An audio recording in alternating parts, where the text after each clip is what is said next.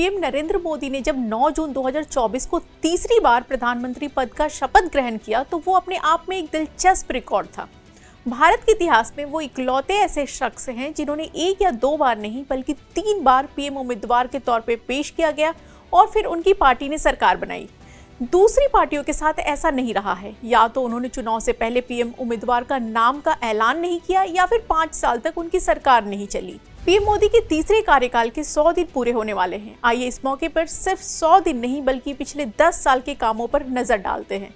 इसलिए हमने भारत की उड़ान नाम से एक खास सीरीज शुरू की है। इस कड़ी में आज हम भारतीय अर्थव्यवस्था के विकास की बात करेंगे।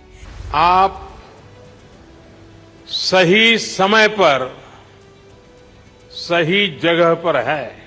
भारत की अर्थव्यवस्था के लिहाज से ये 10 साल काफी अहम है, क्योंकि इस दौरान भारत की इकोनॉमी लगभग डबल हो गई। 2014 में जब पीएम मोदी की सरकार आई तो देश की जीडीपी $2 ट्रिलियन था, जो आज बढ़कर $4 ट्रिलियन पहुंच चुका है। इतना ही नहीं, इन 10 सालों में ही भारत ने दुनिया की 5वीं सबसे बड़ी अर्थव्यवस्था बनने का लक्ष्य भी हासिल किया है। 2014 में भारतीय अर्थव्यवस्था 9वें पायदान पे थी, जो 2024 में 5वें नंबर पर आ चुकी है।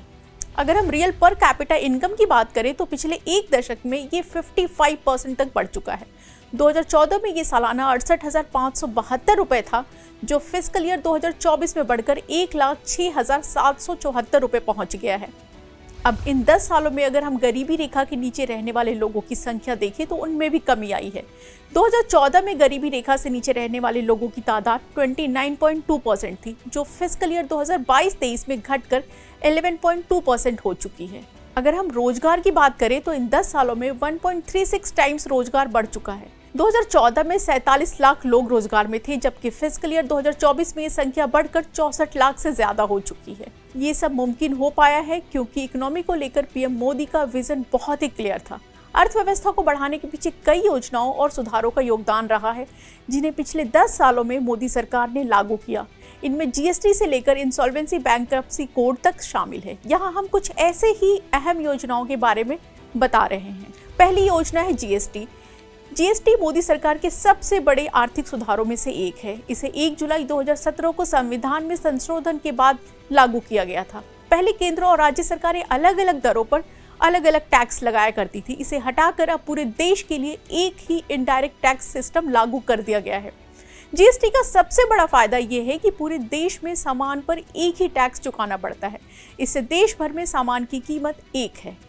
साथ ही टैक्स की जो संरचना है उसमें सुधार होने से टैक्स भरना अब पहले से कहीं ज्यादा आसान है।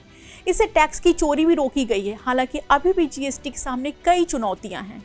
फ्यूल और शराब जैसे कई प्रोडक्ट हैं जो अभी भी इसके दायरे से बाहर है। हालांकि जीएसटी काउंसिल लगातार नए उत्पादों को अपने दायरे में लाने का काम कर रही है। दूसरा है इंसॉल्वेंसी एंड बैंक्रप्सी कोड। बैंकों के बढ़ते नॉन परफॉर्मिंग एसेट्स को देखते हुए मोदी सरकार ने मई 2016 में इंसॉल्वेंसी एंड बैंक्रप्सी कोड यानी कि आईबीसी लागू किया था। तब से बैंकिंग और कॉर्पोरेट जगत को बदलने में इस एक्ट ने काफी अहम योगदान दिया है। आईबीसी के तहत सबसे बड़ा बदलाव ये था कि दिवालिया होने की स्थिति में कंपनी पर प्रमोटर के मालिकाना हक की जगह उन लोगों को हक को अहमियत देती थी जिन्होंने उससे लोन दिया है, यानी कि क्रेडिटर्स मालिकाना हक पे जोर दिया गया। ये मॉडल किसी डूबती कंपनी के क्रेडिटर्स के कंट्रोल वाले नए मैनेजमेंट को सौंप देता था, जो न सिर्फ क्रेडिटर्स को अधिकतम वसूली दिलाने के काम करता था बल्कि वो कंपनी को दोबारा खड़ा करने की भी कोशिश करता था।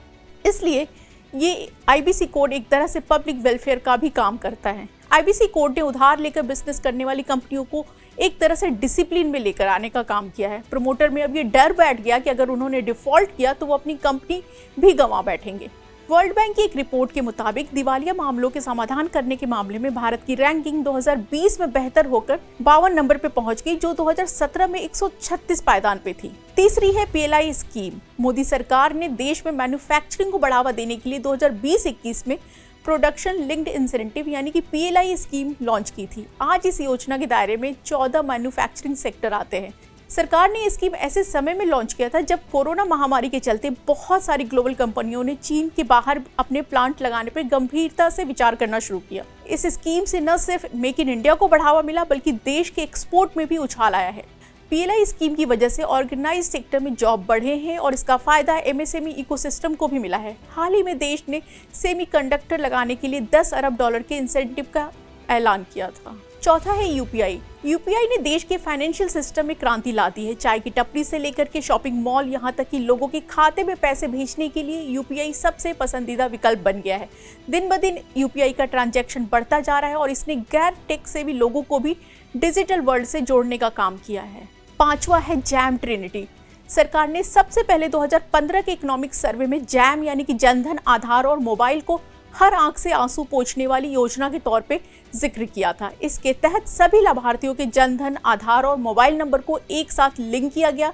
इस स्कीम ने सरकार को सब्सिडी में लीकेज रोकने, गरीब लोगों तक योजनाओं का लाभ तेजी से पहुंचाने और सुरक्षित तरीके से पहुंचाने में मदद मिली। पिछले 10 साल की छठी सबसे अहम स्कीम है रेरा। मोदी सरकार ने रियल एस्टेट सेक्टर में रिफॉर्म लाने के लिए साल 2016 में रियल एस्टेट रेगुलेशन अथॉरिटी यानी कि रेरा को लागू किया था। इसका उद्देश्य रियल एस्टेट सेक्टर में काले धन के इस्तेमाल और फ्रॉड को रोकना था। रेरा के लागू होने से इस सेक्टर में काफी पारदर्शिता आई, लेकिन अभी भी इसके लंबा सफर तय करना बाकी है। रेरा ने सभी बिल्डर्स के लिए प्रोजेक्ट शुरू होने से पहले अपने प्रोजेक्ट का रजिस्ट्रेशन करवाना अनिवार्य कर दिया।